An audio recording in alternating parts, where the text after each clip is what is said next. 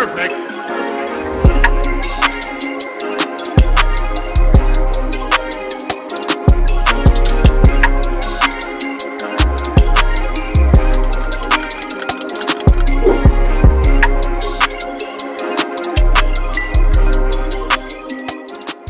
Un petit voyage au Maghreb, ça vous dit? Venez avec moi. Salut tout le monde, c'est Richard et oui, on se retrouve pour une nouvelle vidéo nutrition. Je vais vous montrer aujourd'hui la sauce chermoula. Vous connaissez le concept de mes vidéos nutrition, elles sont là pour vous montrer quel type de recette avec beaucoup de saveurs on peut faire pour avoir toujours du plaisir, qu'on soit en sèche, qu'on soit en prise de masse. Je vous explique tout ça à chaque fois avec des recettes originales, pleines d'épices et surtout qui vont matcher au niveau des macronutriments. Et oui, à chaque fois, on fait le bilan en fin de vidéo. Qu'est-ce qu'on a comme protéines, lipides, glucides? C'était notamment le cas quand je vous faisais des plats complets. Aujourd'hui, ce sera plus simple. On va faire une sauce ensemble, mais on fera quand même le total calorique à la fin. Alors, la sauce chermoula, c'est une sauce excellente qui va venir parfaitement se marier avec tout un tas de sauces. Ça peut être des viandes, des poissons ou des légumes. Elle est très simple à créer. Là, je vais la faire pour une portion, une seule personne.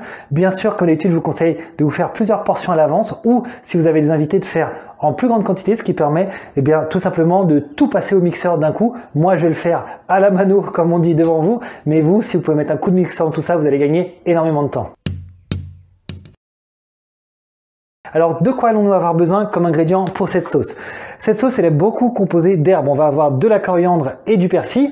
Juste pour info, moi, à la base, je suis pas trop un fan de coriandre, mais je vous assure que quand on mélange avec tous les arômes, ça passe nickel. Ensuite, on va avoir une dominante citron. Donc, on aura un petit peu d'acidité ici qui va être compensée notamment avec de l'huile d'olive. On va avoir comme épice du cumin, du paprika, donc on aura une sauce qui aura une petite couleur rouille intéressante. On aura également de l'ail qui va donner du peps et enfin sel et poivre juste pour habiller un peu le tout. Alors pour attaquer, on va commencer par les herbes. Les herbes, on en a 2 grammes de chaque. Donc pour vous montrer, 2 grammes de coriandre, ça représente en gros une branche. D'ailleurs, on met la tige avec, c'est pas uniquement les feuilles, on met toute la coriandre dedans. Le persil, là on met que les feuilles, ça va représenter, on va dire une demi-poignée à peu près de persil. Donc on va pouvoir directement les découper assez fins et derrière on va les écraser. Donc plus on découpe fin, plus ce sera facile à écraser derrière. Mais une fois de plus, comme je le disais tout à l'heure, on va plutôt favoriser le mixeur dès qu'on le peut. Ok, impeccable. Derrière, on va découper l'ail, donc 2 grammes d'ail également. Ça représente un petit morceau, c'est à peu près un tiers d'une gousse. Pareil, on va venir le découper en petits morceaux et tout à l'heure, on va l'écraser dans le bol avec le reste. Derrière, on va ajouter nos épices en commençant par le cumin. Cumin, on peut mettre, allez, 2-3 pincées. Paprika, pareil. Et on va venir ajouter le sel, 1 ou 2, allez, 2 tours de moulin.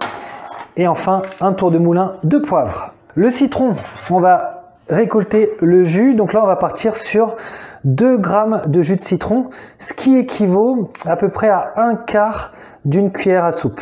Et puis enfin, l'huile d'olive, on va en avoir 13 grammes. Vous le savez, hein, comme d'habitude, je compte pas en décilitres, centilitres, on met tout en grammes, c'est plus simple pour tout le monde.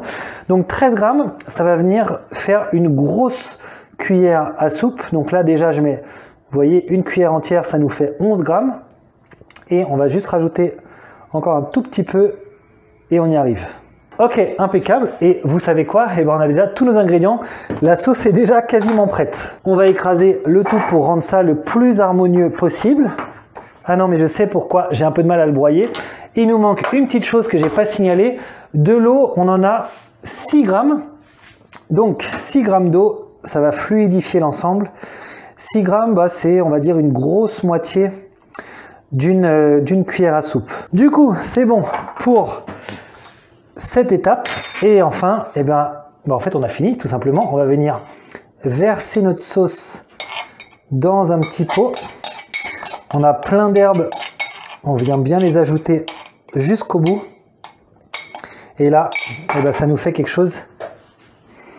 Waouh, waouh, on sent vraiment très bien les herbes, le citron. On a de belles couleurs. L'ail aussi, qui donne vraiment du peps.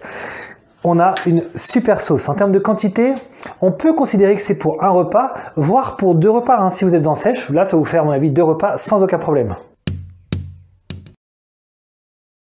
faisons justement un petit peu le bilan au niveau calories et macronutriments.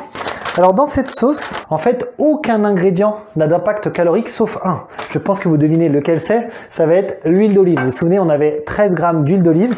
Eh bien, ça représente du coup 13 grammes de lipides qui vont correspondre à 117 calories. Donc au global, dans ce petit pot, on a 117 calories. Alors 117 calories, si vous êtes sur une sèche à 2000 calories par jour, eh bien ça représente 5% de vos calories journalières. Donc il suffira de manger peut-être un tout petit peu moins de riz ou d'ajuster sur autre chose et on pourra intégrer cette sauce. Le fait d'intégrer une sauce comme ça qui vous casse votre routine permet justement de tenir votre régime le plus longtemps possible. C'est bien beau d'être sur une sèche vraiment stricte, mais si elle n'a pas de goût, si vous n'arrivez pas à la tenir plus de 3 semaines, autant pas la faire. Donc là, moi je suis vraiment d'avis à faire ce petit compromis. On a une sauce qui augmente un peu les calories d'un côté, on les réduit un petit peu de l'autre et on tient notre régime nickel. Si maintenant vous êtes sur une sèche encore plus drastique, par exemple à 1500 calories, eh bien on pourra quand même intégrer cette sauce, mais à nouveau on va ajuster encore un peu plus nos calories. Enfin, évidemment, si vous êtes sur une prise de masse, là ça ne posera pas beaucoup de problèmes, bien sûr à condition de respecter notre objectif total de calories sur la journée. Bon, et ben j'espère que cette nouvelle vidéo vous a plu une nouvelle fois. Bien sûr, testez la recette, dites-moi ce que vous en pensez en commentaire.